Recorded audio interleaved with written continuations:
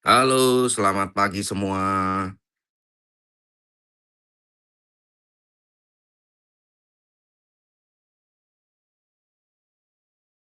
Pagi Pak Ben. Kita sambil nunggu ya teman-teman yang lainnya, nanti kita mulai.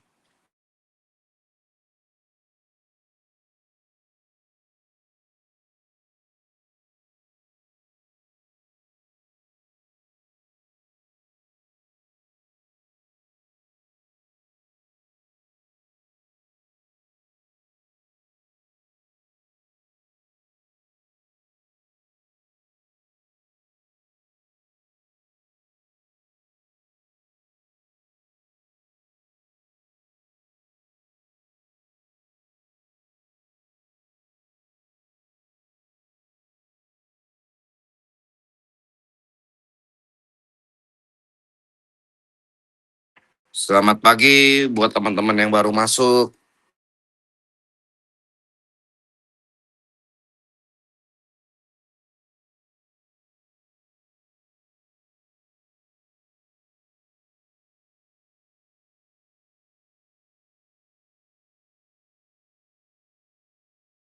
Selamat pagi Pak Beni, terima kasih. Buat semuanya, selamat pagi.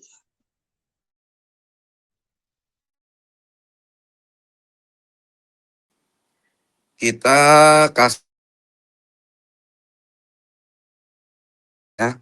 Jadi yang telat masuk rugi sendiri. Karena nanti abis ini saya udah harus lanjut meeting lagi. Jadi kita akan start di 10.45. Jadi sambil nunggu teman-teman yang lain. Kalau ada yang mau bertanya silakan ya sambil menunggu nih. Seputar New Society ya, baik NSCP maupun DCF. Monggo silakan kalau ada yang mau ditanyakan ya.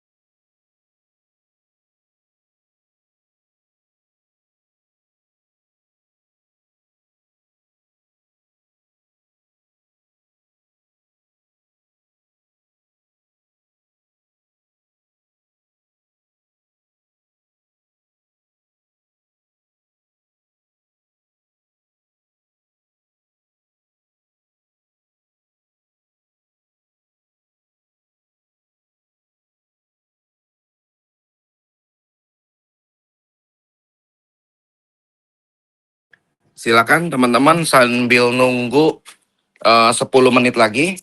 Teman-teman yang lain masuk, kita akan segera mulai. Jadi kalau ada yang mau bertanya, silakan ya bertanya. Manfaatkan waktu yang ada. Karena habis ini saya harus meeting lagi. Jadi waktunya memang agak singkat. Jadi silakan dimanfaatkan ya teman-teman.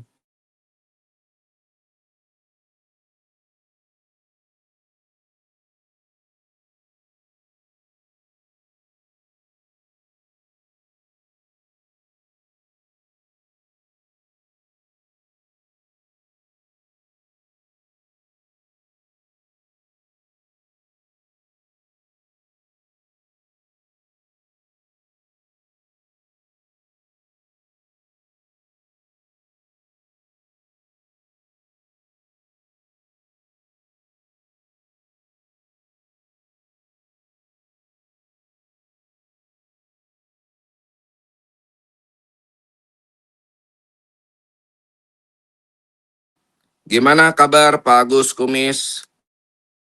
Sehat Pak Ben, sehat. Lagi bingung saya nih nanya apa ya. Padahal Pak belum tahu nih sebenarnya. Harus nanya sih. Nanya aja yang masih belum tahu bisa ditanyakan supaya jelas kan, jadi bisa edukasi ke tim di bawah Pak Agus. Baik. Mohon maklum juga kemarin saya ngerawat keluarga juga. Jadi masih tapi sambil fokus juga sih. Untuk ini Pak Ben, untuk DCF ini kan saya masih ngambang ini. Untuk DCF ini, jadi seandainya saya rekrut Pak seperti Agus, apa? DCF-nya Pak Agus udah boleh diklaim itu. Udah boleh diklaim, habis itu di swap jadi USDT, terus tarik, jadiin bukti ke teman-teman di Tangerang. Nah, dalam hal ini kan bukan berarti saya menyalahkan Pak Suryana ya, karena memang beliau juga mungkin kesibukan dan jauh, cuman kurang begitu paham. Ada Pak Aris, paling ketemunya mungkin hari Rabu besok lah Pak Aris yang sedikit udah paham. Nah, itu Pak Aris mana nih nggak masuk? Dia nggak tahu kali ada obrolan. Coba Pak Agus telepon dia, Pak Agus. Pak Aris suruh Baik. masuk. Baik, coba ya. Pak Yusuf juga masih tidur tuh kayaknya. Iya, si Iman juga tuh suruh masuk juga sekalian. Coba, baik Pak, baik.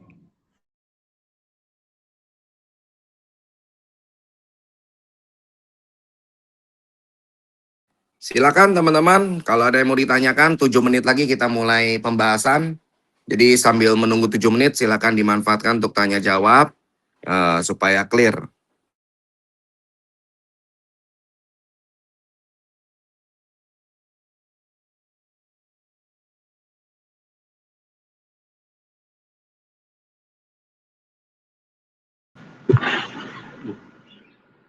Halo Pak Ben. Ya, Mohon maaf ini saya kirim dari Tegal yang dari Pak Lurah, cuman memang sudah tidak ada yang aktif. Nah ini tadi karena baru buka di WA, mungkin kalau DCF saya belum bisa mengikuti karena mungkin sudah ketinggalan agak jauh begitu.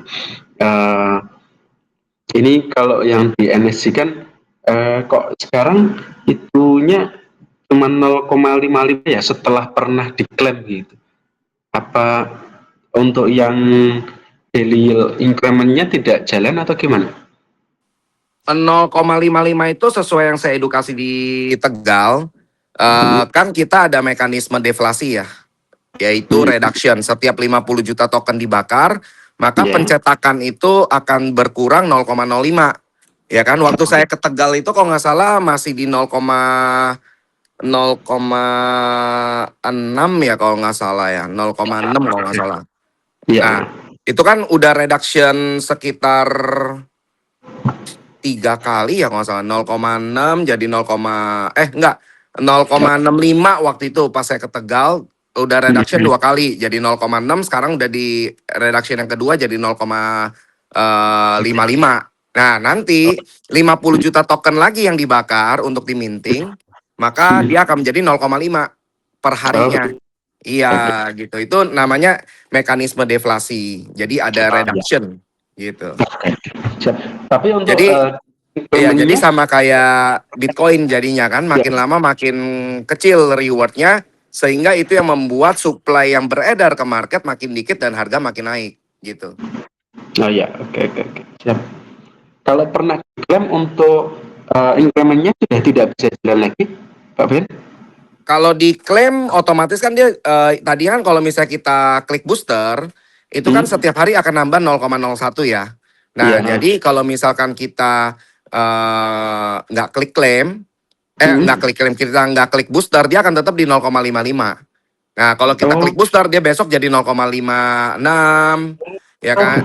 Besoknya jadi 0,57, 58, 59 terus naik sampai mentok di 0,105 per harinya. Gitu. Oke. Berarti di force boosternya harus diklik dulu ya?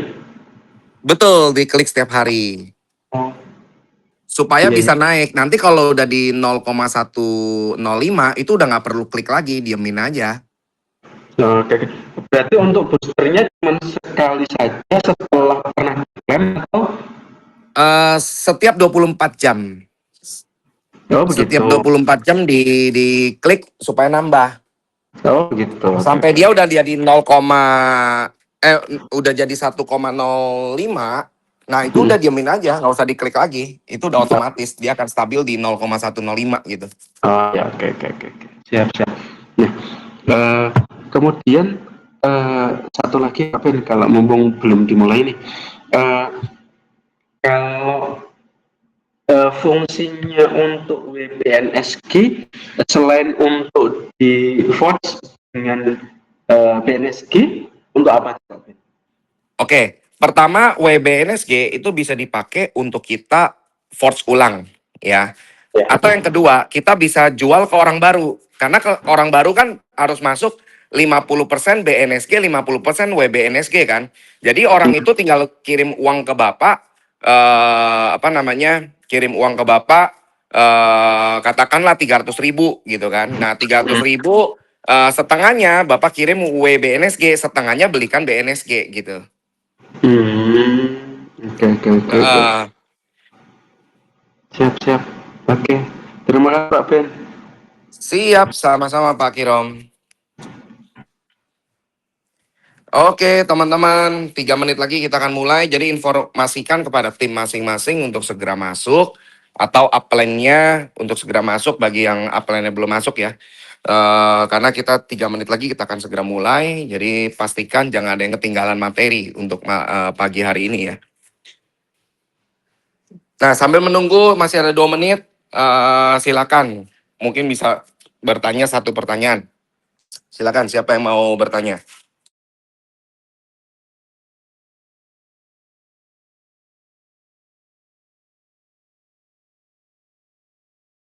Mumpung masih ada waktu 2 menit nih untuk kita mulai. Jadi manfaatkan, kalau ada yang mau ditanyakan silakan.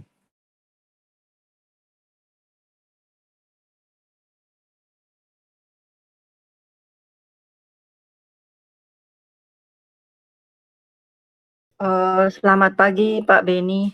Ya, Bu Yani silakan. Iya Pak Beni, kemarin saya lihat ada bukan maintenance ya, yang terbaru itu tidak ada Itu DAO, compounding. bukan maintenance, DAO. DAO Iya, iya. konsensus. Ya, Itu DAO governance. udah hasil keputusan kan, sudah plan, udah voting kan? Sudah voting kan berarti Pak Beni? Udah voting dari minggu lalu kalau nggak salah. Berarti Makanya kan tidak ada lagi. kita sebagai komunitas wajib sering-sering ngecek tuh DAO governance, ya kan? Kadang ada pengajuan voting, nah kontribusilah di voting tersebut kan. Caranya kan tinggal stake aja kan, stake. Mau 1 token bisa, 10 token bisa, 5 token pun bisa gitu, nggak usah banyak-banyak, yang penting voting aja kan. Nah, itu voting sudah berjalan hampir 1 minggu kalau nggak salah, dan itu sudah terpenuhi jumlah syaratnya kan, dan itu sudah dieksekusi. Jadi yang artinya di voting tersebut itu menyatakan gini, kita tahu nih ya, kemarin ini barang banjir ya, supply banjir ya, karena kan memang ya tahap awal yang namanya kripto itu baru mulai earning, itu udah pasti menghasilkan banyak token ya kan. Nah, dan menjelang listing itu pasti semua orang udah pada mikir mau lempar ke market gitu kan. Nah, mau dibuang ke market, terutama orang-orang yang hit and run ya, yang bukan tipikal holder setia, yang bukan tipikal pembangun, itu kan mereka cuma hit and run. Nah, jadi kan banjir nih barang. Nah, kita udah pikirin nih, gimana caranya supaya barang di market nggak banjir dan harga cenderung stabil dan meningkat. Nah, caranya gimana? Ya harus pengurangan supply seperti Bitcoin kan. Bitcoin kan pengurangan supply terus setiap 4 tahun sekali kan. Dia drop 50%, drop 50% gitu kan. Nah, kalau kita kan menggunakan mekanisme reduction, memang tidak se powerful halving ya. Kalau reduction itu, kalau halving kan enak ya, kebuangnya setengah gitu kan. Nah, kalau reduction kan cuma 0,05% supply yang tercut gitu kan untuk masuk ke market lagi gitu. Nah, jadi supply yang tercipta ini kita harus kurangin dengan cara apa? Force boosternya, compoundingnya harus dihilangkan. Compoundingnya ya, force power ya. Force power itu harus dihilangkan. supaya apa? Lebih sehat dan supply nggak banjir. Artinya dengan ada reduction dan tidak ada compounding, otomatis akan jauh lebih sehat dan supply lebih sedikit, sehingga itu yang membuat harga itu lebih stabil dan meningkat. Nah, jadi pengajuan itu untuk itu. Jadi menghilangkan yang namanya compounding dalam kurung force power ya. Force power itu dihilangkan. Jadi perhitungan pencetakan itu berdasarkan dari jumlah yang diminting, sudah bukan jumlah compounding. Kalau selama ini kan jumlah compounding kan, bukan dari jumlah modal minting gitu. Nah, jadi itu yang diinisiasi untuk supaya NSGP jauh lebih sehat dan cepat untuk naik harganya di hari mendatang. Seperti itu, Bu Yani. Berarti kalau yang pasif, yang dia lupa klik harian, itu bisa akan lebih lama tercetak 100%-nya ya Pak Beni ya? Bukan lebih lama, tapi mengikuti standarnya. Jadi di Hmm. NSGP itu nggak ada yang namanya lebih lama. Standarnya gampang. 300% dibagi 0,55 itu berapa hari?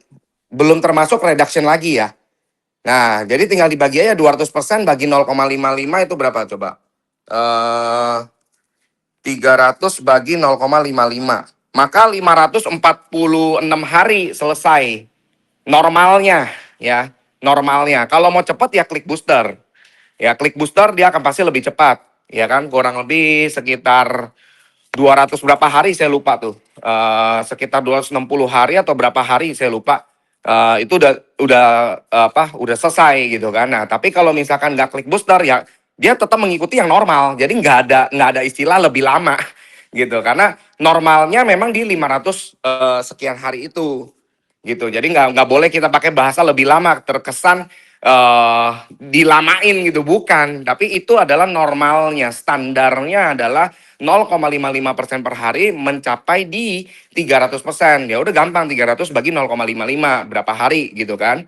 Nah, jadi seperti itu Bu Yani. Jadi jangan pakai istilah lebih lama. Oke. Nggak pernah ada yang lebih lama gitu.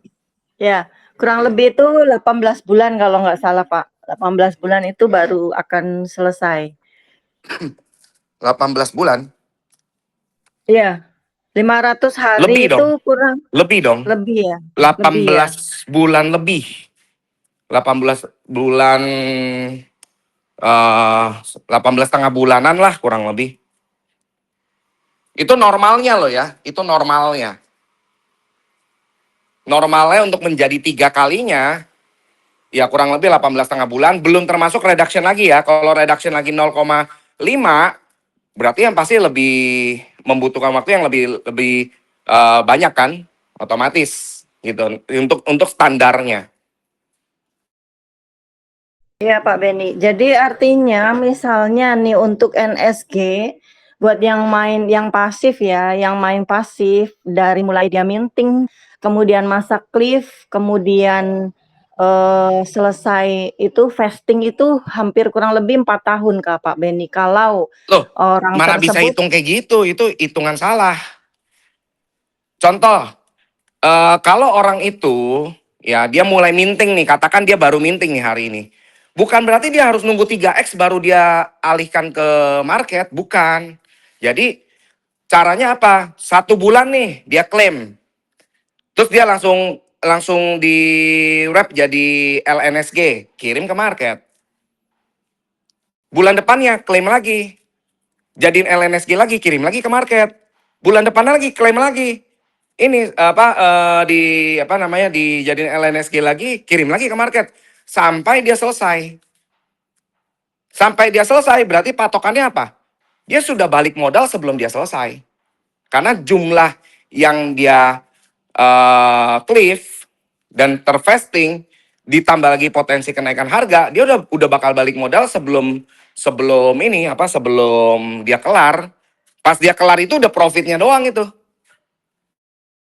berarti bukan berarti menunggu 100 harinya selesai baru kita cliff gitu enggak ya? Enggak 100 harus hari. begitu ya. Menunggu 100 harinya selesai baru kita cliff 100 lagi kan? hari itu kan masa cliff. Setelah masa cliff kan bisa cliff lagi. Contoh nih, ini contoh. Kita punya 3.000 token mau di cliff. Sedangkan kita mintingnya cuma 1.000. Misalkan contoh ya, Ya udah per 1000 kita cliff. Berarti 1000 itu cliff 100 hari. Habis cliff 100 hari kan bisa cliff lagi 1000 yang kedua. Artinya kalau vesting itu 4,16% sebulan, ya. Kalau kita 2 kali cliff itu sudah jadi 8,32% per hari. Per bulan, sorry. Kalau 3 kali, berarti ya udah dikali 3 aja tuh, 4,16 itu dikali 3, berarti udah 12%-an per bulannya yang terilis ke market. Kan jauh lebih cepat dan jauh lebih besar. Jadi jangan harus nunggu selesai 3x baru di cliff, salah. Cliff itu kan per 100 hari. Ya udah, per 100 hari cliff gitu kan. Nah, yang tervesting akan terakumulasi kan itu, makin lama makin banyak. Dan lebih cepat balik modalnya dia. Gitu. Kemudian kan itu Pak, bukannya syaratnya itu sesuai dengan yang diminting. Misalnya Iya, mintingnya kan tadi saya 1000. bilang, contoh, kita potensi 3x-nya di 3000. Kita mintingnya 1000, berarti kan per cliff itu 1000. Yang tadi saya barusan jelasin, 1000 di cliff. 1000 udah selesai 100 hari, 1000 lagi di cliff. Selesai 100 hari, 1000 lagi di cliff. Selesai. Berarti di hasil NSG akhir 0 dong. Hasil NSG yang terakhir kalau dia cuman hit and run ya begitu. Tapi kalau dia mau minting ulang berarti dia 2 kali cliff. 1000 pertama, 1000 kedua. Yang sisanya jangan di cliff. Itu untuk minting ulang. Nah, iya maksud saya begitu kan, kita kan posisinya harus aktif minting kan, berarti 2000-nya lah yang berarti bisa di cliff, kemudian yang 1000-nya bisa di minting lagi. Aturan harus aktif minting itu kan sebenarnya aturan untuk menjaga orang tetap menjadi holder. Tapi kan ada beberapa orang yang memang nggak mau kan. Kalau nggak mau ya udah, dia ngakalin dengan cara apa? Ya dia cliff terus aja. Dia cliff terus sampai terakhir cliff, ya udah. Dia kalau yang penting dia udah cliff, dia udah bisa kirim ke market. Oh, oke. Yang harus paham. aktif itu kan kalau kita cliff. Ya kan? Tadinya memang dibuat cliff dan vesting. Ya, cliff dan vesting itu harus aktif. Tapi akhirnya kita udah rembukan nih untuk coba ngajuin ke developer, dan kita konsensus elit menyatakan bahwa hanya cliff aja yang disesuaikan dengan akun aktif. Tapi kalau vesting itu yang penting dia sudah tercliff, dia otomatis sudah bisa kirim ke hot walletnya gitu.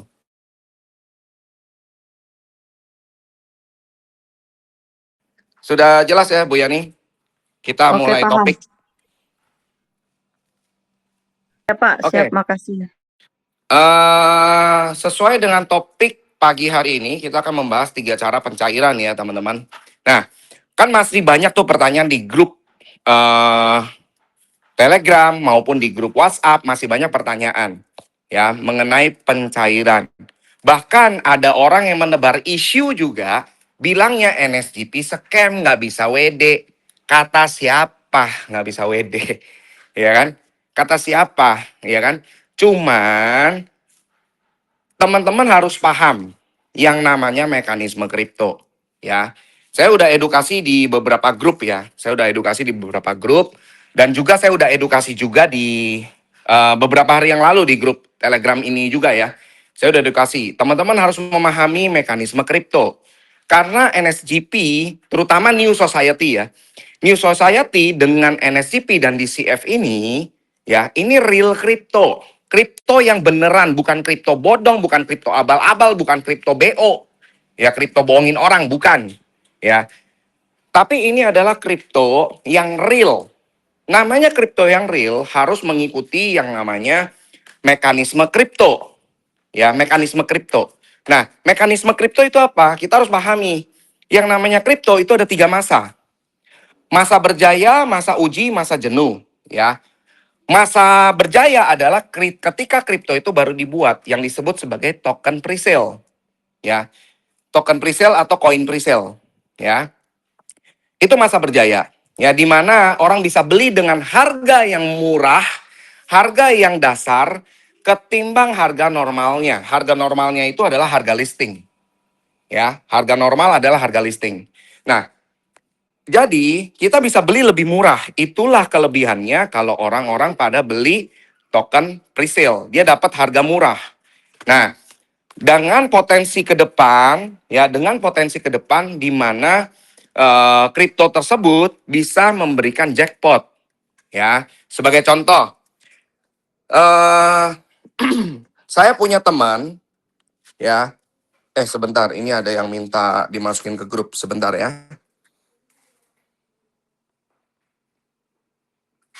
Oke, underscore Tio, supaya lebih banyak yang mengikuti edukasi ini.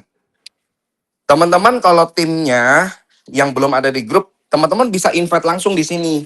Ya, cari aja menu tambah anggota, Anda masukin. Tapi ingat ya, khusus yang sudah join. Yang belum join nggak boleh. Kenapa? Karena ini grup khusus yang sudah join. Ya, ini saya lagi tambahin dulu beberapa yang request untuk di-invite. Bentar ya.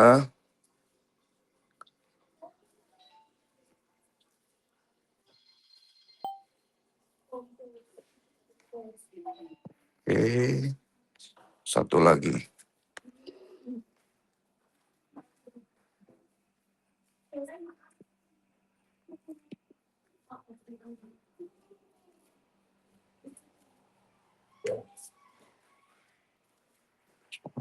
Oke. Masih ada kayak? Oh, ada satu lagi nih.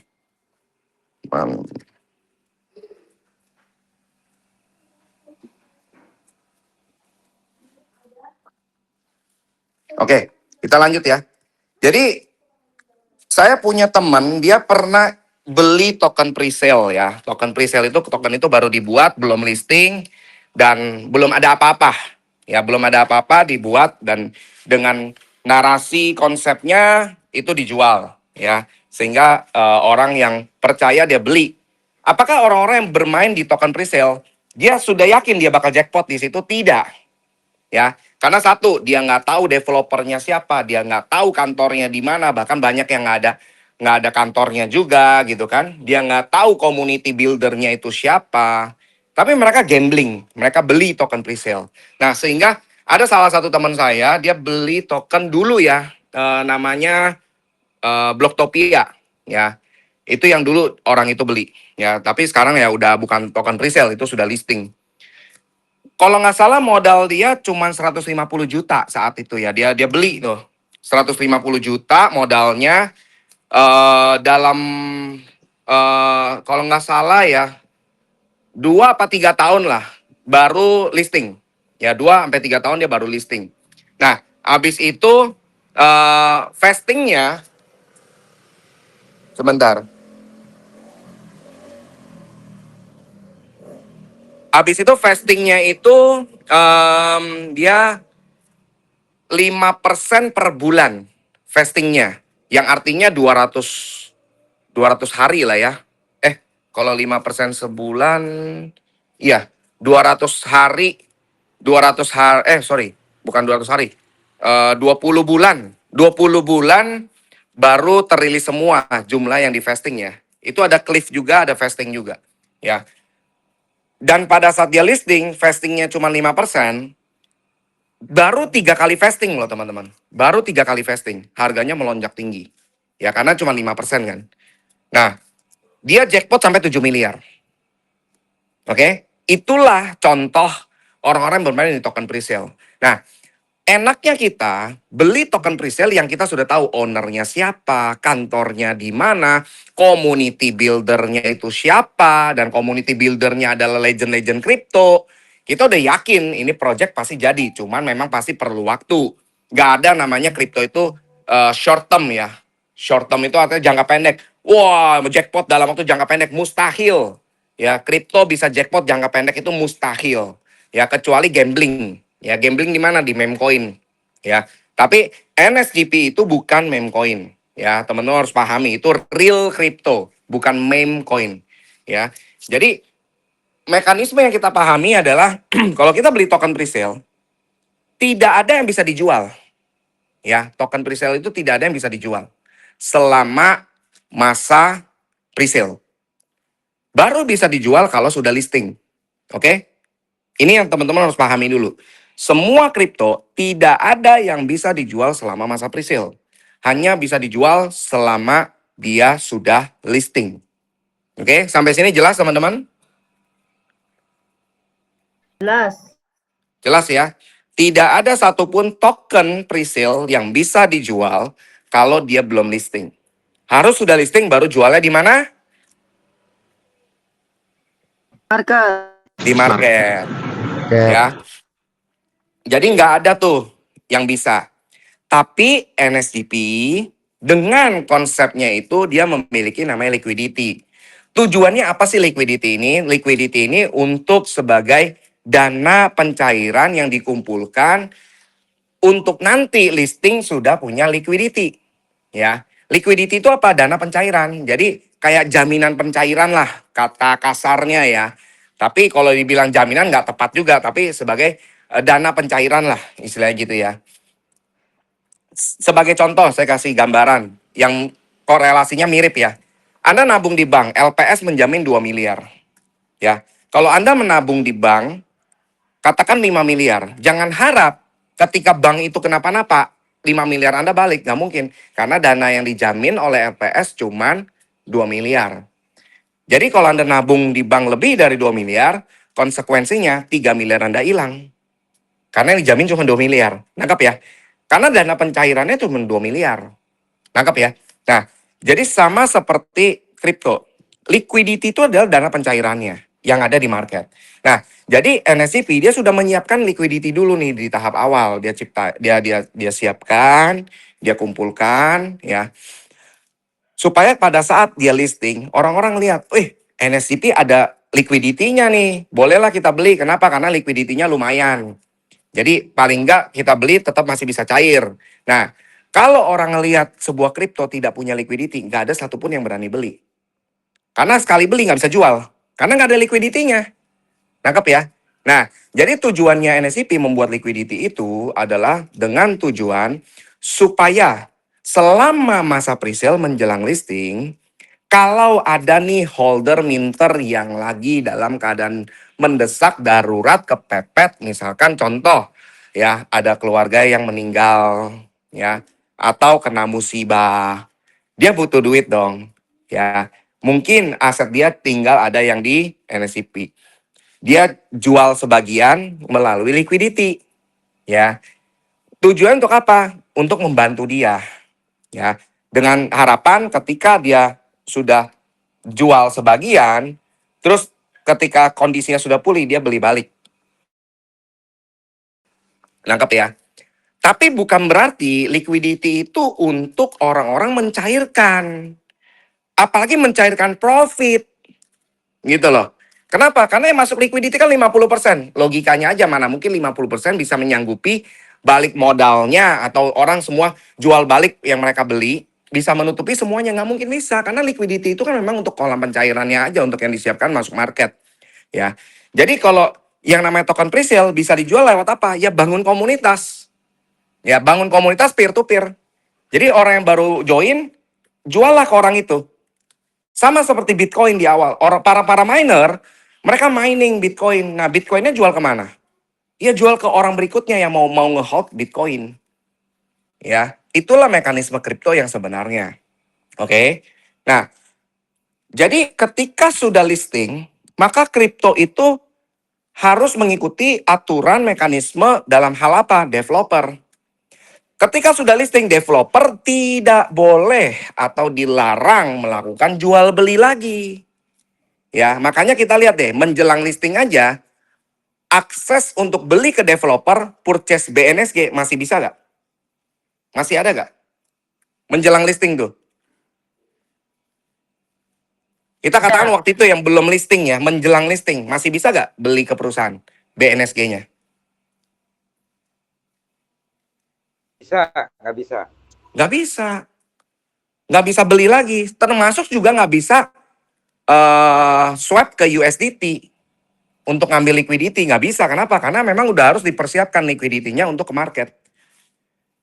Mendesak apapun, terdesak gimana pun, udah nggak bisa. Kenapa? Karena akses developer harus dikunci. Tidak boleh, nggak adil dong masa developer jualan terus. Udah waktunya lah komunitas yang jualan peer to peer, bener gak?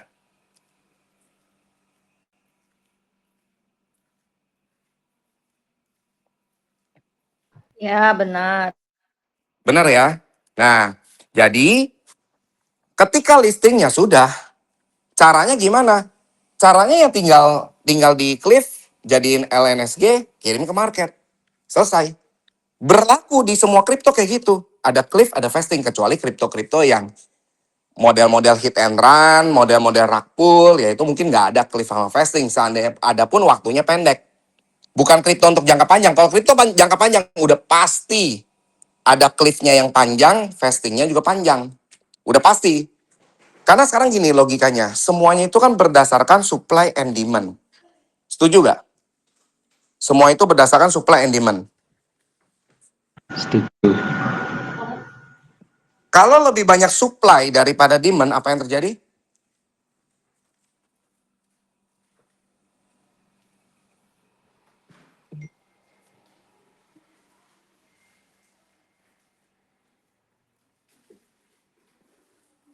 Harga hancur, Pak. Harganya hancur. Ya. Nah, buat teman-teman yang ikut edukasi, kalau tidak ada interaksi aktif, saya anggap edukasi selesai ya. Setuju? Setuju.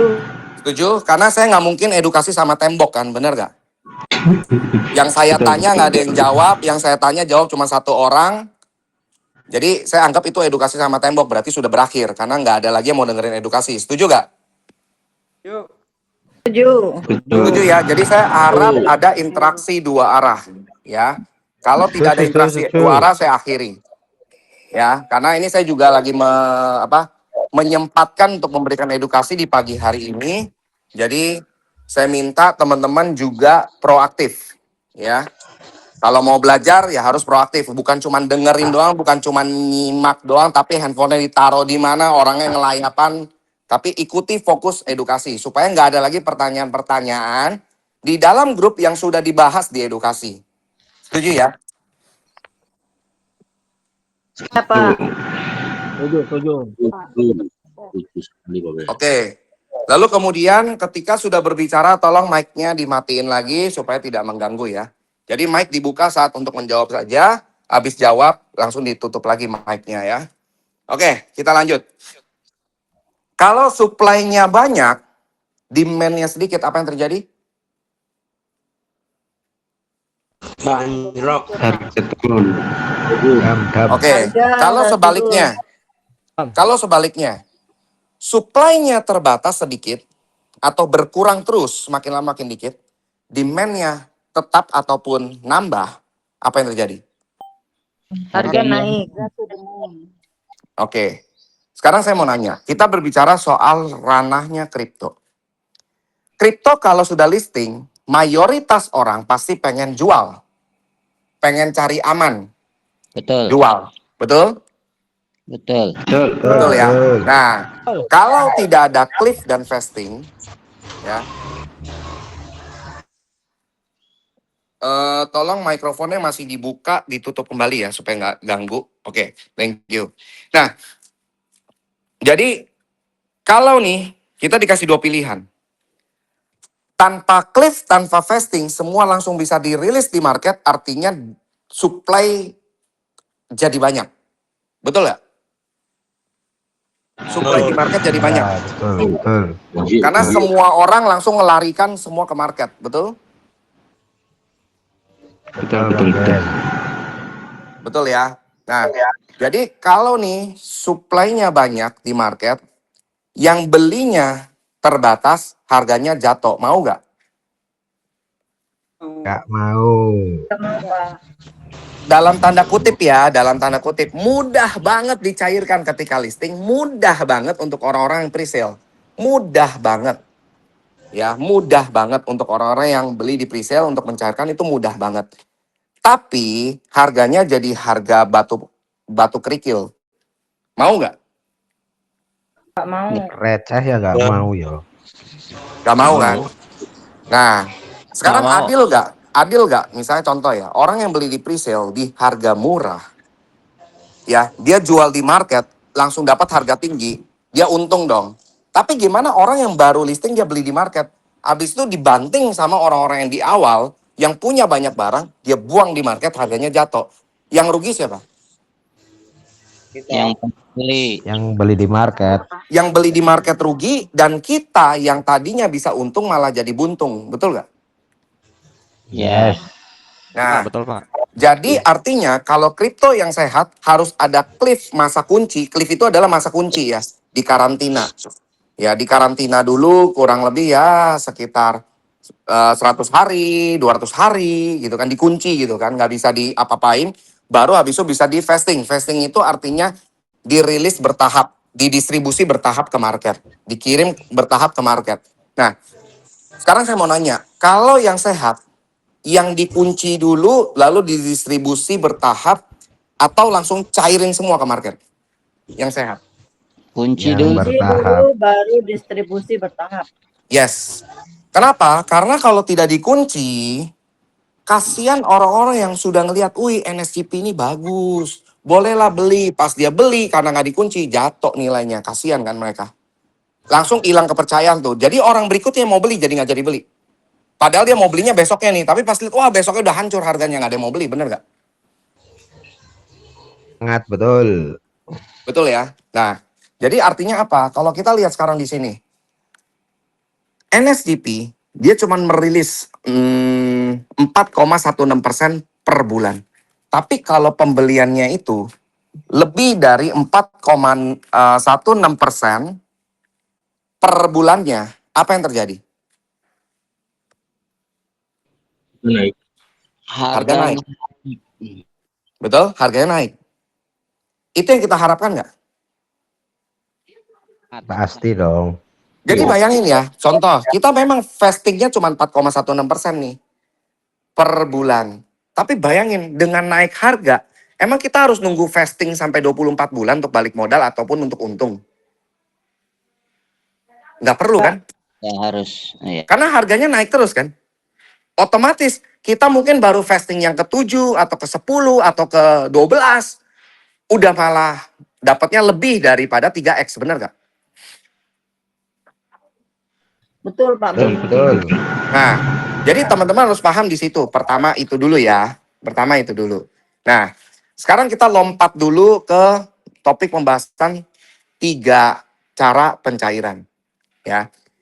3 cara pencairan, cara paling cepat dan mudah bisa dilakukan oleh semua orang bagi yang rajin.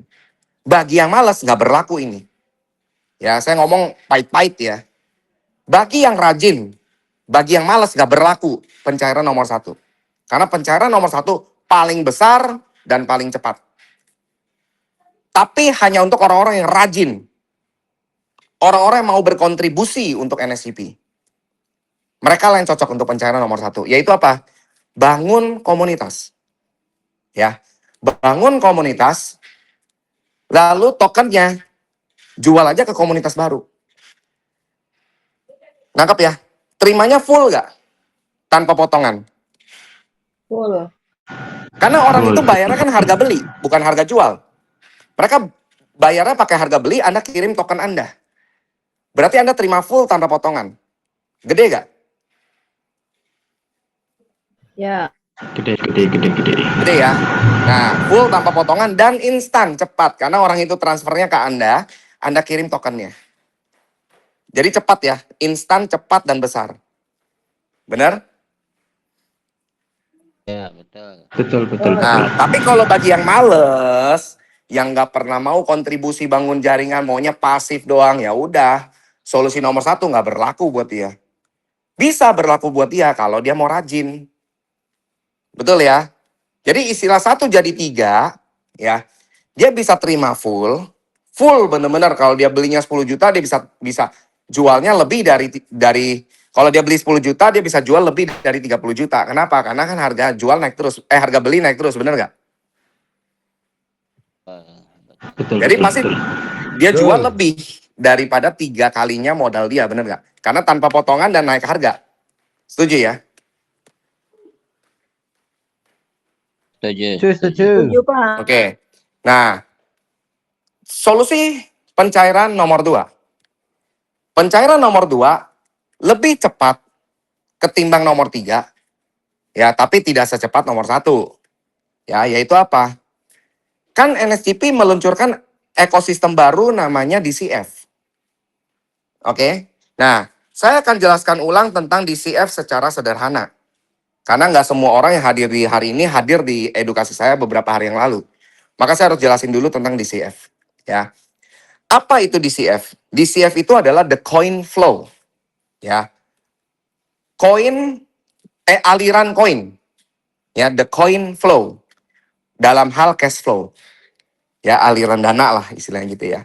Nah, the coin flow ini dengan narasi payment gateway solution. Artinya solusi pintu gerbang pembayaran.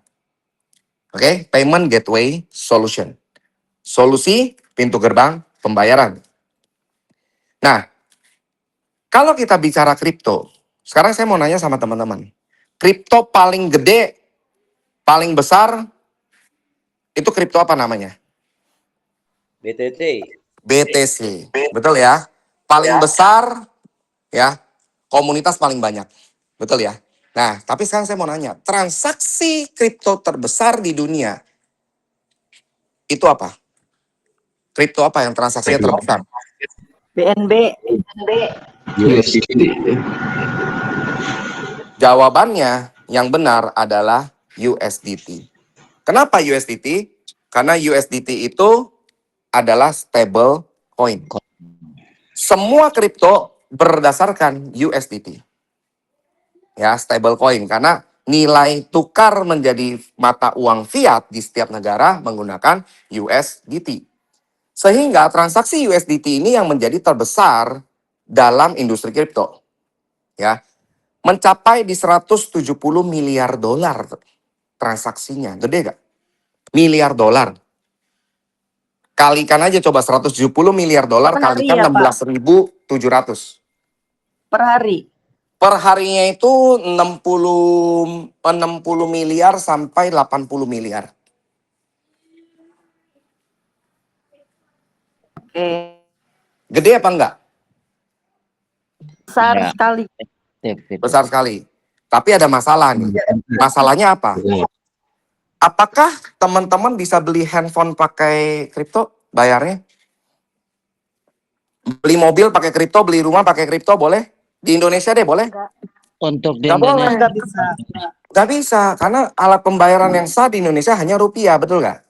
Sehingga kalau kita mau bayar pakai kripto, kita harus ke bursa kripto dulu, jual dulu USDT-nya jadi rupiah, tarik rupiahnya, baru beli mobil, bener nggak?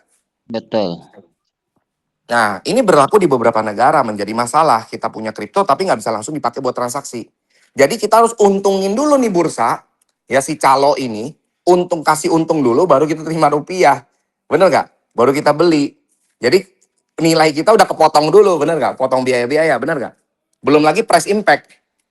Ya kan? Semakin gede nominal yang di withdraw dari bursa, price impact makin gede, potongannya gede banget gitu kan.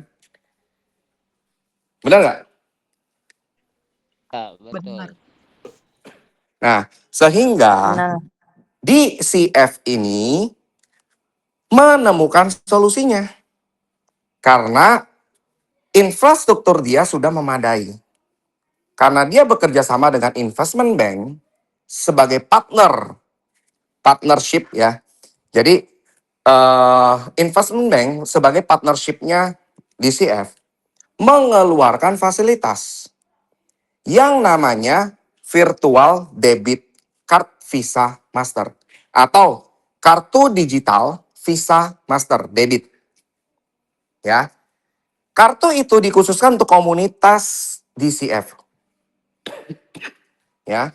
Di mana kita bisa beli apapun menggunakan itu kartu. Yang terpotong adalah saldo DCF kita. Luar biasa. Oke, yang terpotong adalah saldo DCF kita dengan acuan USDT. Sebagai contoh, Anda mau beli mobil harganya 30.000 US dollar. Ya udah, saldo DCF Anda yang terpotong senilai 30.000 US dollar. Tinggal dilihatlah berapa DCF-nya.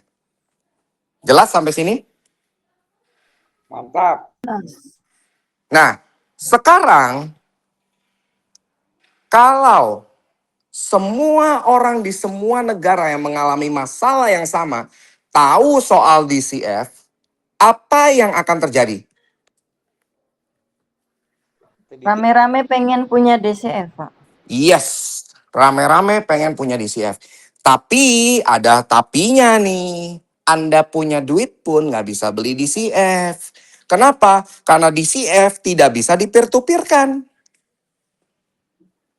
Karena masih masa presale. Belum bisa di-peer-to-peer-kan DCF-nya. Oke. So, bagaimana cara mendapatkan DCF? Jadilah farmer. Farming dulu di DCF dengan beli mesin farming ya. Minimal $100, di atasnya bebas ya. Katakanlah dia beli mesin $1.000. Maka mesin ini akan mencetak 2 kalinya nilai mesin. DCF yang dihasilkan atau yang di farming itu senilai 2 kalinya nilai mesin.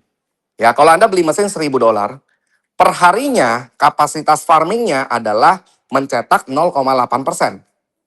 Berarti $8 per hari. Betul? $8 per hari farmingnya, $8 ini langsung dibelikan DCF. By system. Anda nggak bisa beli DCF sendiri. Cuman farming yang bisa beli DCF. Oke? Cuman farming yang beli DCF. Sekarang saya mau nanya. Semua orang pengen langsung nggak cepat-cepat beli mesin farmingnya? Untuk bisa punya DCF. Pengen. Istilahnya, apa ya? Istilahnya kita beli mesin $1.000, kita dapat DCF senilai $2.000. Untung nggak? Untung ya. Oke. Nah, jadi kalau kita lihat seperti ini teman-teman. Semua orang pasti pengen punya mesin itu dan farming. Dan ingat teman-teman, masa presale itu cuma ada beli. Tidak ada jual. Betul? Betul. Kalau semua mesin yang dibeli orang setiap hari keluar 0,8% pencetakan, dibelikan DCF, apa yang akan terjadi dengan harga DCF? Naik terus. Naik terus. Dan sudah terbukti gak? Selama DCF berjalan harganya naik terus. Naik terus. Terbukti kan? Ya. Benar gak? Artinya DCF memiliki sistem secara kemandirian untuk menaikkan harganya sendiri. Setuju? Setuju. Nah, sekarang kita lihat deh di DCF itu. Harga per hari ini 0,0709. Betul nggak? Oh, dan naik lagi. 0,07009. Dikurangi $0,06. Berarti sudah naik $0,01009. Ya, kita kalikan 100 dibagi dengan harga dasarnya. Berarti selama DCF berjalan dari tanggal 16 November sampai hari ini persis 1 bulan. Betul? Ulang dong. Ya. Persis 1 bulan karena hari ini 16 Desember. DCF start di 16 November. Ya. 1 bulan DCF berjalan. Harganya sudah naik 16,81%. Setiap hari naik terus. Oke? Ketika orang tahu dengan fasilitas kartu debitnya aja orang mau beli, ditambah lagi dengan potensi yang naik harga terus setiap hari, orang pakai mikir lagi gak untuk cepat-cepat punya mesin farmingnya? Pikir lagi Pak, kalau bisa nambah Mas. Langsung gak pakai lama beli mesin yang banyak gak? Beli lagi, nambah terus. Nambah terus, beli lagi, nambah terus, beli lagi, bener gak? Nah, jadi solusi pencairan kedua yang lebih cepat daripada ketiga, tapi tidak secepat yang pertama. Yaitu apa? Wrap aja NSG Anda jadi WNSG atau WNSG.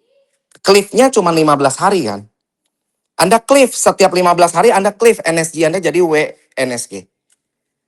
Habis sudah jadi WNSG, Anda kirimlah ke DCF. Setelah Anda kirim ke DCF, Anda tinggal nambah USDT-nya aja 70%. Katakanlah WNSG Anda senilai $300. Anda tinggal nambah $700. Belikan mesin farming yang $1.000. Nangkep ya? Farmingnya itu langsung berjalan. Ya. Kalau $1.000, satu hari $8. 2 hari udah $16. $16 Anda swap, potong price impact, potong slippage, potong, enggak, cuman price impact dan slippage ya. Price impact dan slippage Anda sudah bisa swap jadi USDT, anggaplah 16 itu Anda terimanya jadi 14 misalkan ya. $16 Anda swap jadi USDT, potong biaya-biaya jadi $14 misalkan. Nah, $14 itu untuk WD ke hot wallet itu cuma kena biaya $2. Berarti 14 potong $2, $12. $12 langsung masuk ke hot wallet Anda. $12 Anda bisa langsung jual di market. Di Indodax, rekeningku, pintu, thrift, dan lain-lain. Jadi uang. Setiap 2 hari sekali. Kalau Anda masuknya 10.000, ya udah setiap hari. Bayangin $80. Anda swap, anggaplah dapat $70-an. Potong biaya penarikan $2, ya masih tetap $70 ataupun $69-68. Anda tarik ke bursa, ya ke Indodax, market, Anda jual, ya jadi uang setiap hari. Itu yang saya lakukan. Nggak perlu nunggu sampai 2x-nya. Setiap terkumpul minimal yang bisa ditarik itu $10, tarik aja. Jadi uang. Pak Ben, NSG itu sebaiknya semua di-wrap ke WNSG, Pak. Kalau saya sih nggak semua ya. Kalau saya, kenapa? Karena saya kan harus reminting lagi kan di NSGP. Jadi saya sisahkan untuk reminting semua akun saya. Nah, tapi semuanya, sisanya semuanya, itu saya jadiin WNSG. Mayoritas ya, paling banyak saya jadiin WNSG. Tidak ada satupun yang saya jadikan LNSG. Semua jadi WNSG, bukan LNSG. LNSG tidak ada satupun yang saya jadikan. Jadi saya cuma sisain sebagian, ya kurang lebih 40%. Kurang lebih 40% yang saya sisain, NSG saya tetap di NSG. 60% saya jadikan WNSG semua. Lalu saya farmingkan di DCF. Tahu nggak kenapa bisa cepat? Mau saya kasih hitungannya nggak? Mau. Saya kasih hitungannya, mau? Mau. Nanti semua orang cepat kaya lagi. Karena Mau, langsung cairin jadi duit ini. Jadi amal ibadah, Pak Ben. Oh, jadi amal ibadah ya? Tapi ada hubungannya dengan price impact nggak, Pak? Oh, pastilah, namanya kripto nggak mungkin nggak ada price impact. Pasti ada price impact dong. Pak Ben bisa diulang pelan, Pak Ben diulang pelan-pelan dari NSG ke apa. Nih mumpung ada Pak Aris sama Agus Ebel nih. Alpatah. Oh, Pak Aris mah udah dari tadi dengerin saya. Alpatah nih, dia IT-nya lumayan nih. Ya, Pak Aris udah dengerin saya, nanti biar Pak Aris kan bisa meneruskan ya ke teman-teman lainnya. Kalau saya ulangin lagi waktunya nggak cukup, Pak. Kepanjangan. Ya, ini aja kita udah berapa menit ini jalan nih. Oke. Udah 30 menitan kita udah jalan edukasi. Nggak mungkin saya ulang lagi. Karena saya nanti siang udah harus edukasi lagi offline di Bali.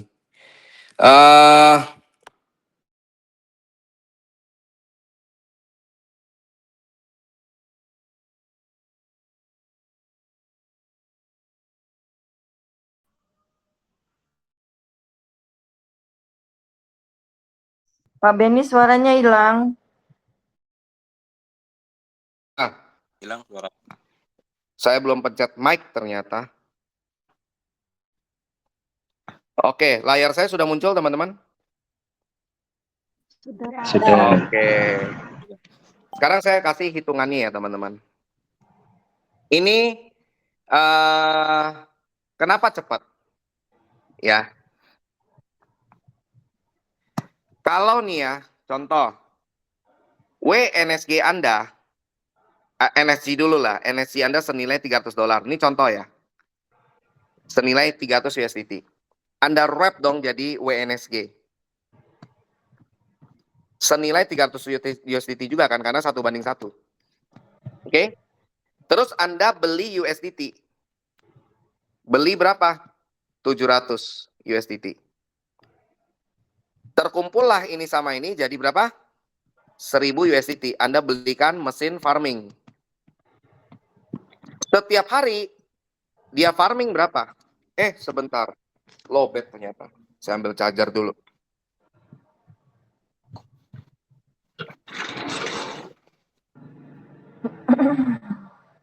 Power bank.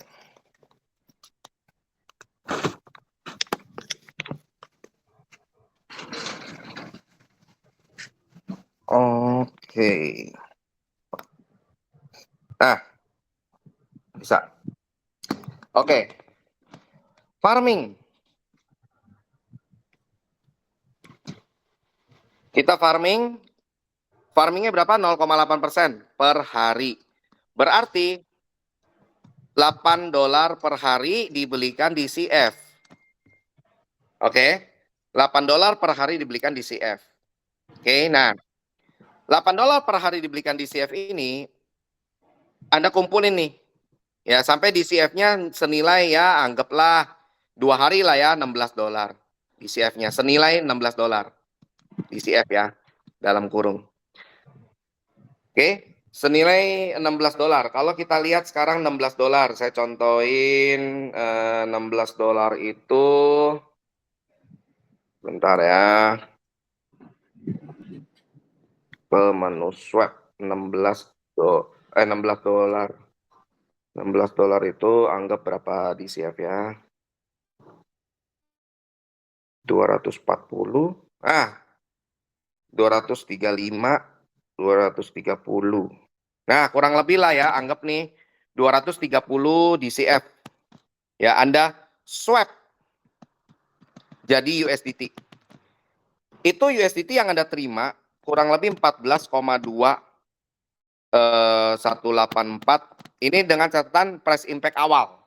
Ya, nanti kalau Anda sudah swap 20% dari modal minting Anda, price impact-nya naik. Nanti di 35% juga price impact-nya naik lagi.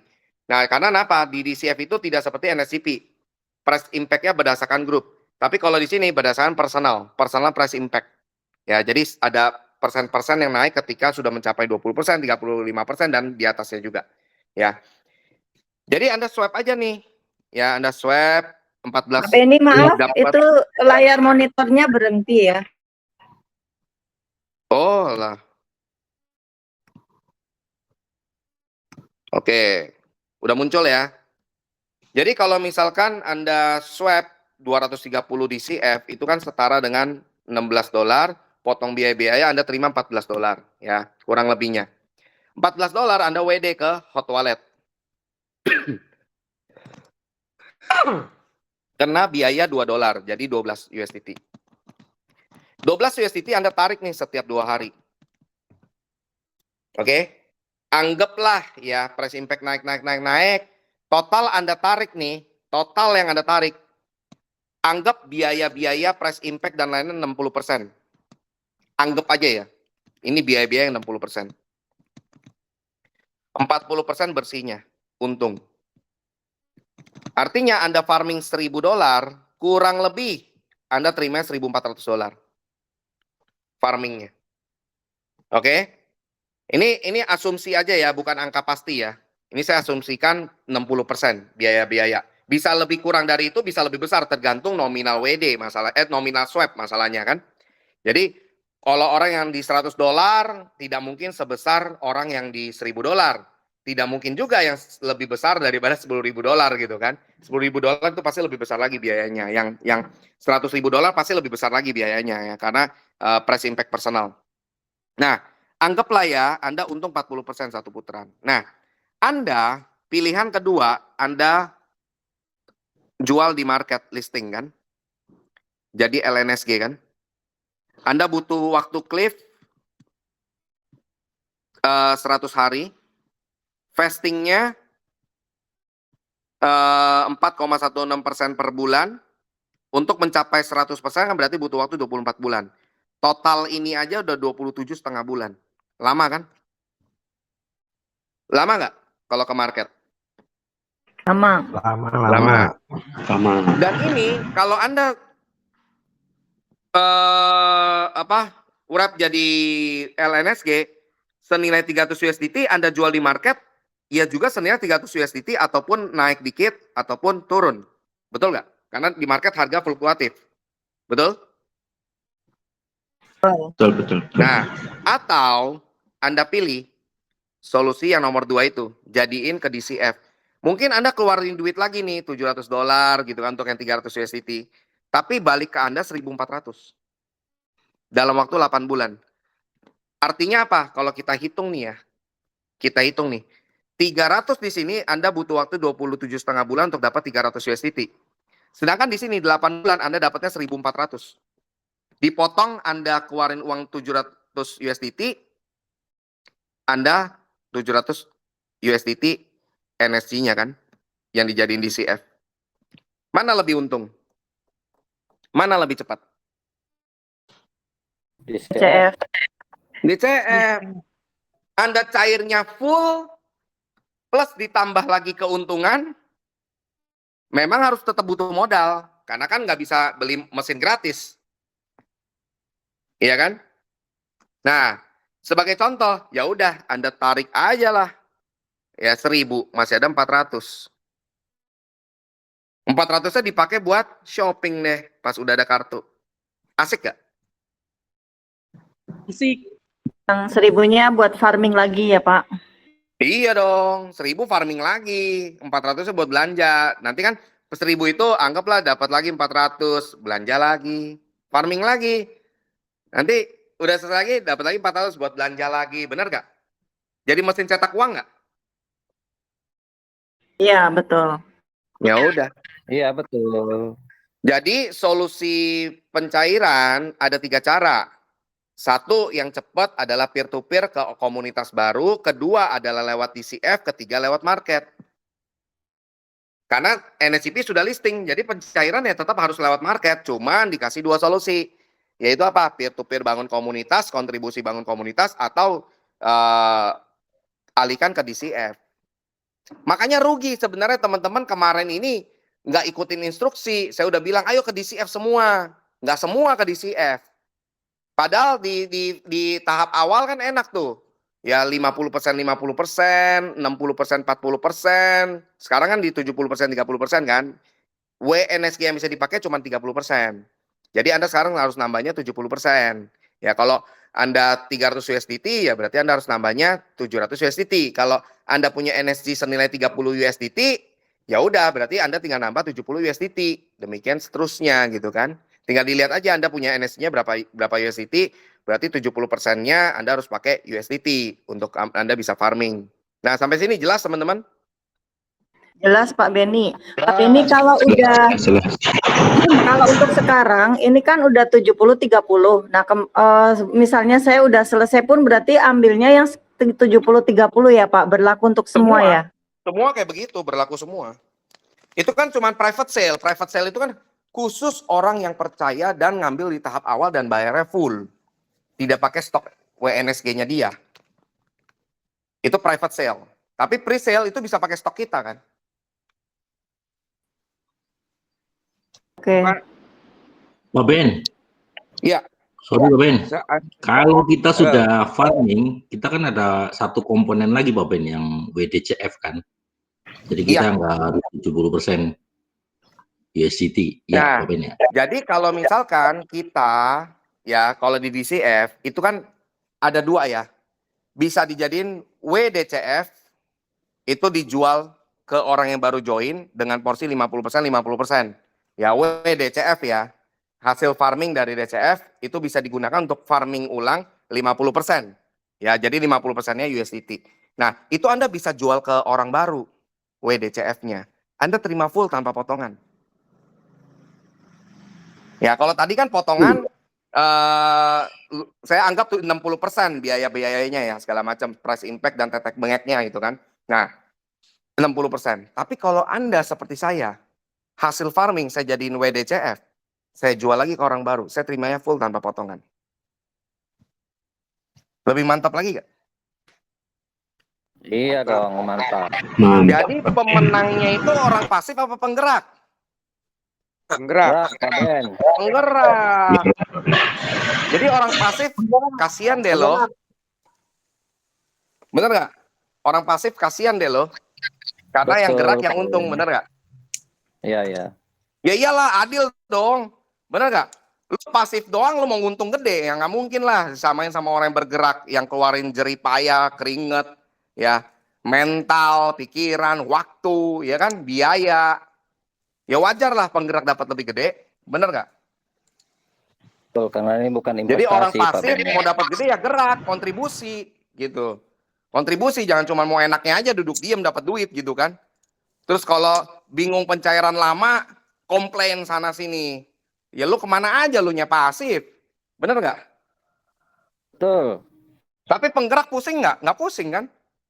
Contoh Pak Robi, pusing nggak Pak Robi? Punya banyak farming. Punya banyak farming akhirnya ya. Ya penggerak itu nggak akan pusing. Yang pusing itu adalah orang pasif atau penggerak yang jadi pasif. Nah, itu yang pusing tuh. Selamat menikmati pusing-pusingnya ya. Kalau kita mah nggak pusing-pusing, happy terus. Karena kita gerak terus gitu kan. Karena kita tahu nih ke depan NSGP dan DCF ini ke arah mana.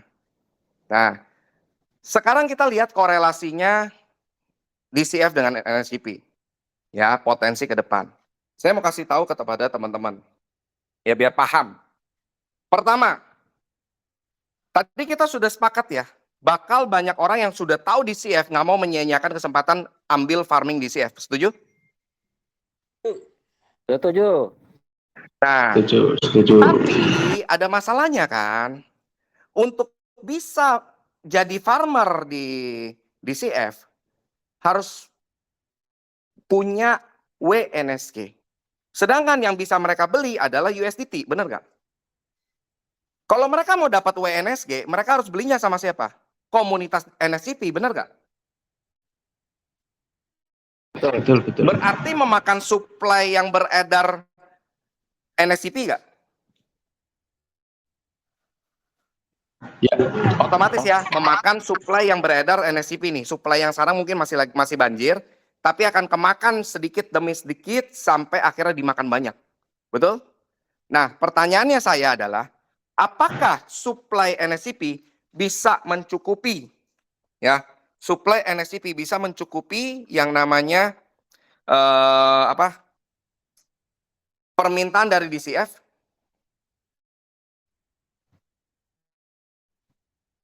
Bisa, Pak Ben. Apakah supply Bisa. NSCP bisa menutupi permintaan dari DCF, pertumbuhan DCF? Enggak.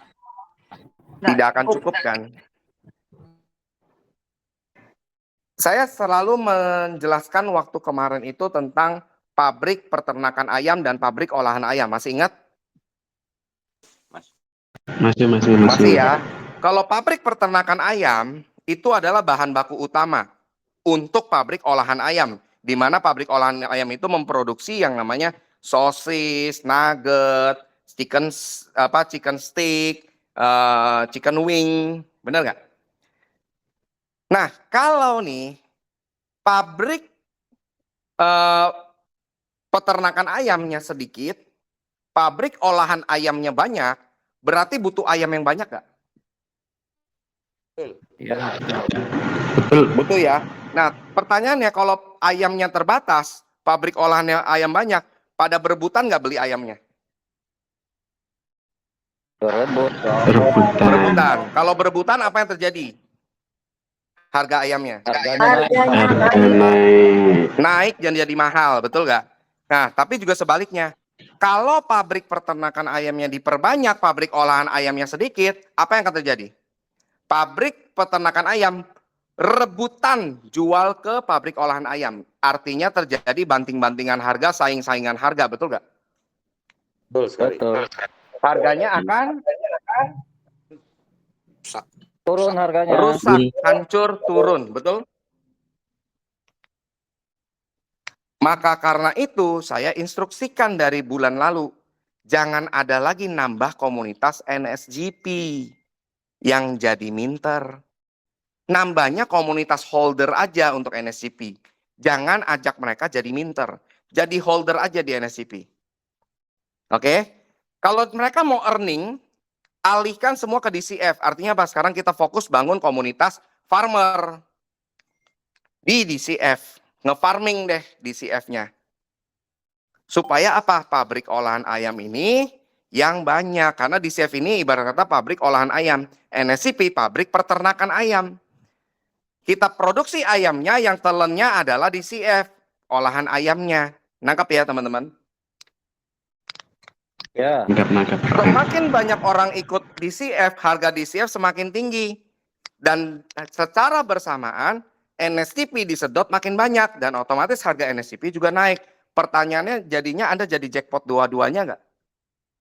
Ya. Sudah pasti. Sudah pasti. Nah, pertanyaannya, rugi nggak kalau yang nggak gerak DCF? Rugi banget. Rugi dong. Nah, pertanyaannya siapa yang belum ikut DCF di obrolan pagi dan siang ini? Ngacung. Saya Pak Ben. Nah, jadi masih mau menonton, melihat, menunggu bukti, atau mau jadi pembuat sejarahnya?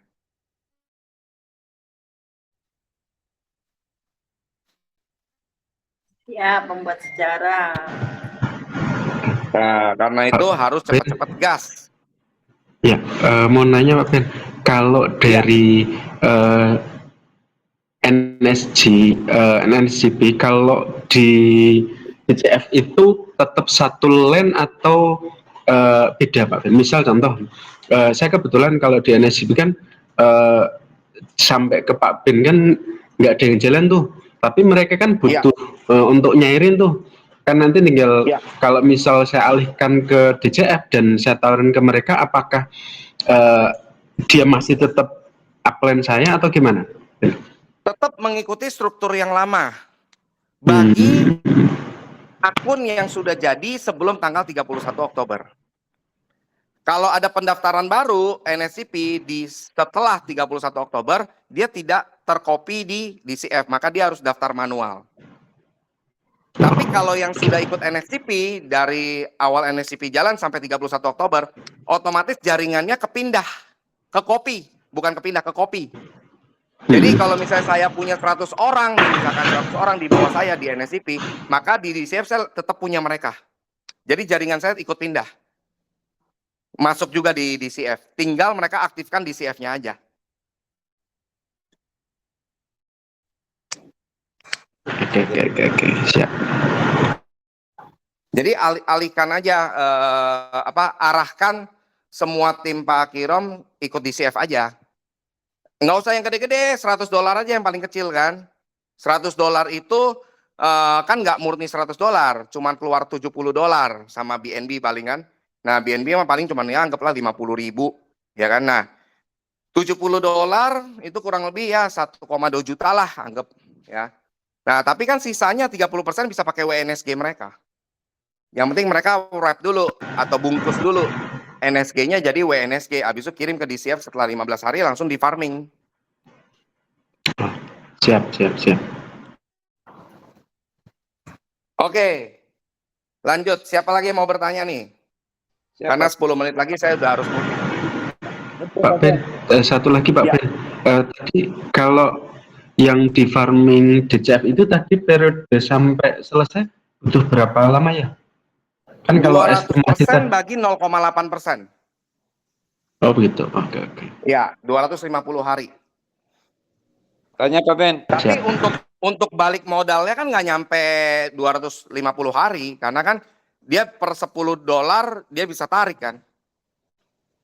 Yang penting dia swap-nya berarti kalau mau tarik itu ya paling enggak di $15-16 lah di CF yang terkumpul, di swap jadi USDT, potong biaya-biaya, dia terimanya $10 gitu kan. Siap. Nah itu kan bisa mereka lakukan terus nih. Kalau 100% ya paling sekitar berapa ya? 5 bulanan udah balik modal. Sisanya itu udah untungnya doang. Tanya Pak Ben, Iya. untuk keseimbangan DCF, contoh nih, saya punya 10.000 NSG misal. Apakah Iya. harus balance beli DCF-nya apa Enggak, bebas. bebas? DCF itu minimal $100. Minimal. 70%-nya itu dalam bentuk USDT, 30%-nya WNSG. Jadi bebas mau masuk berapa. Minimal $100, di atas itu bebas. Oke, makasih. Pak Beni, kebanyakan untuk itu loh Pak, membangun mindset orang itu loh Pak, untuk untuk transfer ke DCF kan mereka harus siapkan 1,7-nya itu loh Pak. Yang mereka Kenapa 1,7 kan nggak nyampe? $70 kan cuma 1,2 juta, nggak nyampe malah. $70 ya dengan WNSG Iya. yang mereka punya kan. Iya. Nah itu mereka keberatan gitu loh. Mereka lebih Ya kalau memilih yang keberatan, cliff. gini. Jangan kita yang pusing, Bu Yani. Biarkan mereka yang pusing atas keputusan mereka sendiri. Jangan kita yang pusing, kita udah kasih nih 3 cara. Lu mau cepet, lu jadi penggerak, bangun komunitas, lu jual token lu ke orang baru, cepet keluar. Oke? Kedua, jadiin DCF 8 bulan. Beres plus untung lagi. Oke? Atau yang ketiga, ke market LNSG. Udah. Tinggal kasih mereka yang pilih, jangan kita yang pusing. Ngapain kita yang pusing? Ngapain kita yang pusingin harus edukasi mereka alihkan ke DCF? Kasih mereka pilihan aja. Lu mau yang mana nih 3 ini? Cuma ada 3 nih jalannya. Lu mau yang mana? Suruh dia pilih. Dia nggak mau keluarin duit ya udah ke market aja. Tapi dia harus menunggu cliff sama vestingnya. Semua itu kan pilihan. Bener gak? Ngapain kita yang pusing harus alihkan mereka ke DCF? Kita cuma kasih dia pilihan. Kalau dia pinter, dia pilih nomor 1, bangun komunitas. Dia males, ya udah dia pilih nomor 2. Pasti dia harus keluarin untuk USDT dong, mana ada gratisan. Betul gak Bu Yani? Betul. Ya udah terapin gitu aja. Coba lihat apakah saya memaksa teman-teman masuk DCF? Enggak kan, saya cuma instruksi aja kan. Saya kasih pilihan kan. Teman-teman silakan pilih mau yang mana. Tanya, Pak. Halo. Iya. Iya. Nah, itu kan Pak kalau misalnya masuk DCF kan harus punya minimal $100. Enggak $100, $70 aja udah bisa. Oh iya, tadi $70 kan. Kan 30%-nya itu bisa pakai WNSG. Jadi cuma keluarin duit $70 aja, 1,2 juta nggak nyampe. Iya, terus kan misalnya saya punya WNSG-nya kan Pak. Nah, saya mau beli USD, Pak, mau beli dolarnya itu sama siapa? Sama Pak? Apa sama downline-nya? Ibu upline-nya siapa? Upline-nya itu Bu Ira. Bu Ira, minta tolong Bu Yani aja untuk beli USDT-nya. Oh, oke Pak. Mau kasih ya Pak? Minta tolong Bu Yani beli USDT, nanti Bu Yani bantu belikan di Indodax, kirim. Tapi kalau bisa bikin akun aja di Indodax, beli sendiri. Oh, oke Pak. Makasih ya Pak. Iya. Pak Ben, aku dulu kalau refarming itu harus tunggu 200% ya? Apa tuh Bu Mata? Kalau refarming itu harus nunggu 200% selesai. Enggak. Refarming 200%. Tapi kalau mau nambah mesin, nggak harus nunggu 200%. Hari ini masuk, besok kepikiran lagi nih, wah nyesel nih cuma masuk 100, nambah 1000 besoknya bisa nggak? Bisa. Karena satu akun bisa unlimited mesin. Tanpa batas mesinnya. Oh gitu. Di mesin DCF itu Pak Ben. Kenapa? di mesin yang akun DCF aku itu. Iya. Kayak Bu Masih Marta nambah. nih, misalkan ngambil 100 kemarin. Terus Nah, hari ini berubah pikiran. 100 kayak nggak cukup. Saya mau nambah 1000. Ya udah, hari ini nambah 1000. Jadi Bu Marta punya 2 mesin. oke. Kalau Gitu. misalnya Jadi nggak Pak perlu Ben, nunggu 200% nggak harus. Pak Ben, kalau udah selesai, apakah seperti NSG ada 3 kali 24 jam atau bagaimana? Yes, kalau di CF ada 3 kali 24 jam. Oke. Nah, Kalau kasih. NSGP dihilangkan 3 kali 24 jamnya. Terus gimana dong? Dihilangkan untuk sementara waktu ya. Untuk sementara waktu. Jadi boleh kapan Jadi aja kalau orang begitu? yang udah 3 kali 24 jam dia nggak reminting, akunnya masih tetap bisa diaktifkan kembali dengan minting ulang. Kalau tadinya kan nggak bisa kan langsung hangus kan. Ini masih dikasih kesempatan khusus untuk NSG aja. Tapi kalau di CF enggak. Oke. Di CF tetap berlaku. Oke, makasih Pak Ben. Sama-sama. Ya.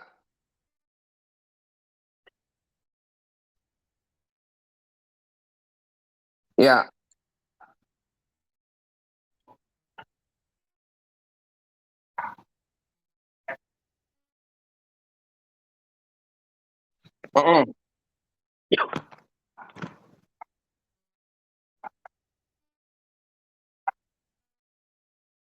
Tetap mengikuti 12. Lanjut terus, dia progresif. Dia lanjut terus progresif. Jadi nanti 20, kalau di 20%, kita udah swap 20%, itu dia pasti price impact naik jadi 12%. Dari 2% jadi 12%.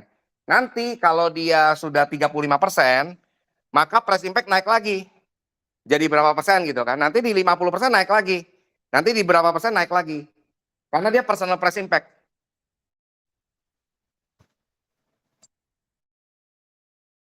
Otomatis. Kan itu pengaman. Menghindari orang yang hit and run. Tapi menguntungkan para penggerak. Jadi di CF itu canggih. Di CF itu canggih. Dia akan membedakan by system. Karena ada AI-nya. Ya. Yang diuntungkan penggerak. Orang pasif, ya sesuai dengan namanya pasif kan dia cuma duduk diem. Ya dia dapatlah 20%, 30%, 40%. Ya tergantung besarannya. Kalau dia masuk gede ya dia 20% untungnya. Satu putaran. Bersihnya ya. Kalau dia pinter, ya dia bisa dapat 30%. Ya kan? Tapi kalau nominal yang nggak besar, dia masih bisa dapat 40%. Tapi kalau misalkan penggerak, dia terimanya 100%, bahkan lebih. Jadi yang memang diuntungkan itu penggerak. Karena yang namanya kripto harus bela penggerak dong. Bela orang yang berkontribusi dong, daripada bela orang yang cuma memanfaatkan kan, benar nggak?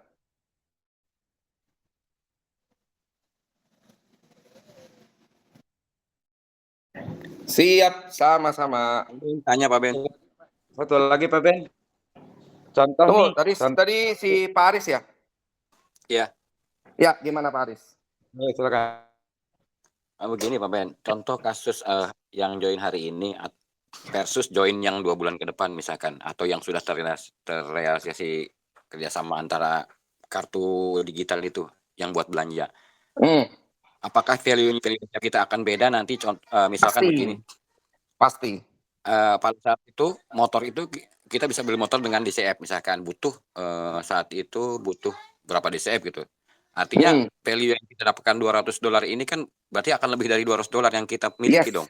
Betul, itu keuntungan bagi orang-orang awal. Karena makin lama makin mahal harganya kan? Oh iya. Jadi keuntungannya orang-orang awal udah pasti harga lebih murah. Berarti dapat tokennya lebih banyak.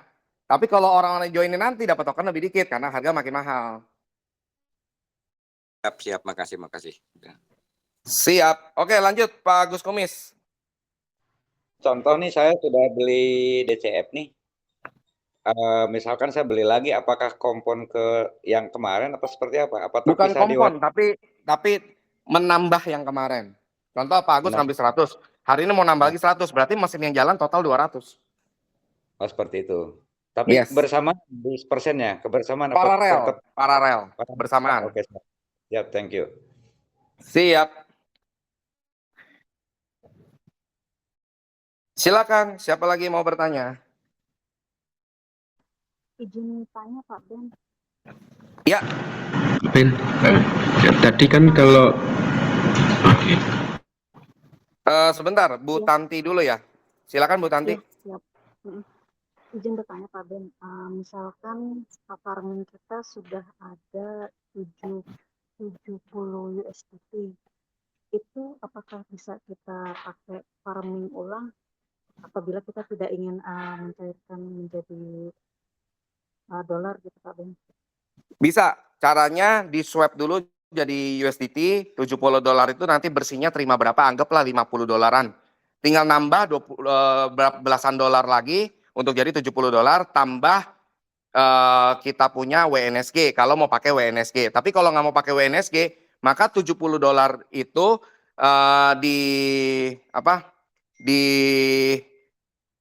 dijadikan USDT $50. Ya, dijadikan USDT $50. Terimanya $50 ya. Nah, sisanya itu ditukar jadi WDCF. Ya, sambil nunggu hasil farming lagi besok-besoknya jadikan WDCF semua.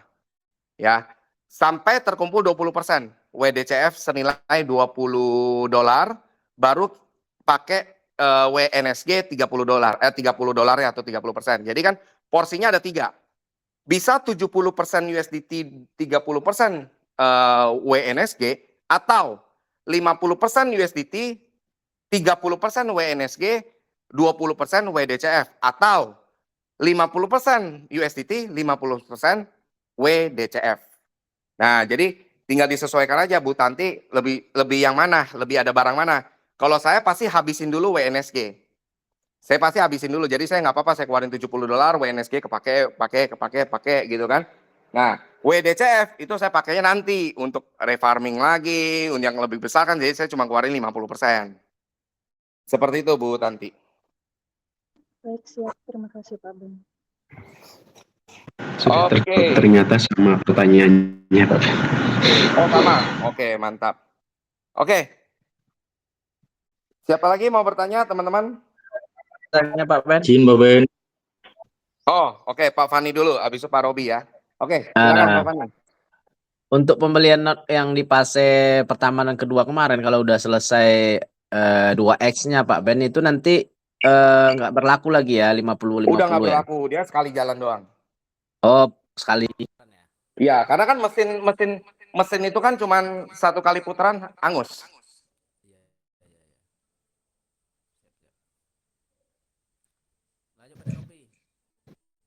Oh, berarti kembali ke 70-30 ya Pak Ben? Yes, betul.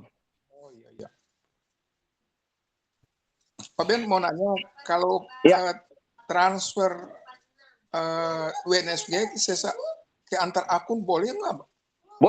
Boleh, bisa. Yang penting akun tersebut aktif DCF-nya. Kalau DCF-nya belum aktif, dia cuma bisa terima, nggak bisa kirim. Oke Pak Ben. Terima kasih.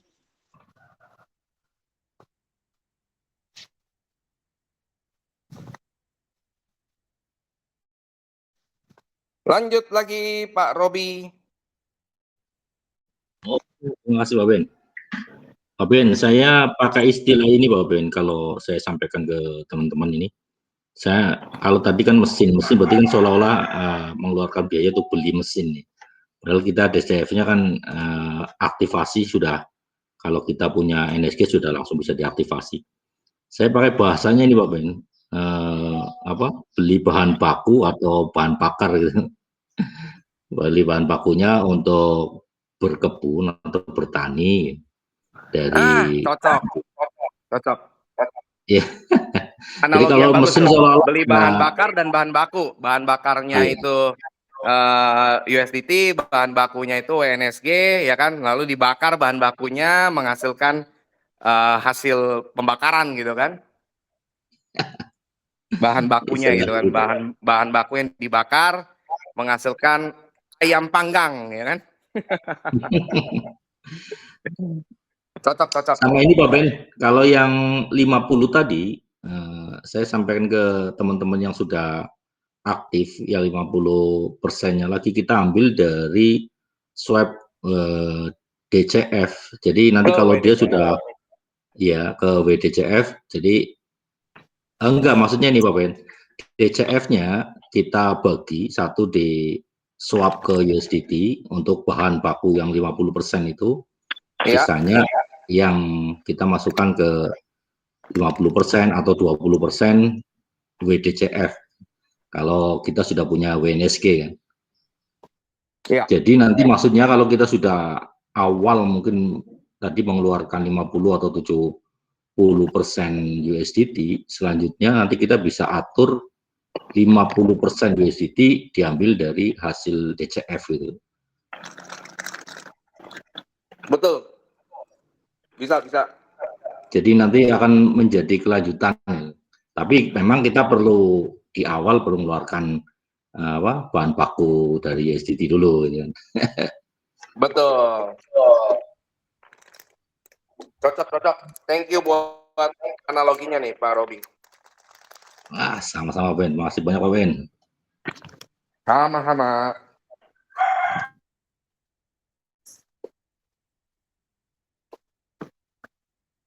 Oke, siapa lagi mau bertanya?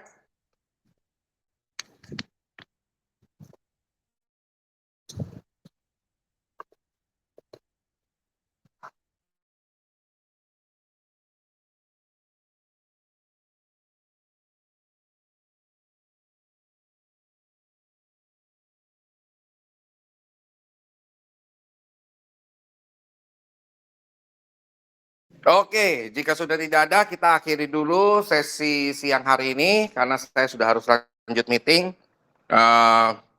Nanti kalau ada pertanyaan yang tidak dibahas di obrolan, silakan Anda tanyakan. Tapi kalau yang sudah dibahas di obrolan, jangan Anda tanyakan lagi ya.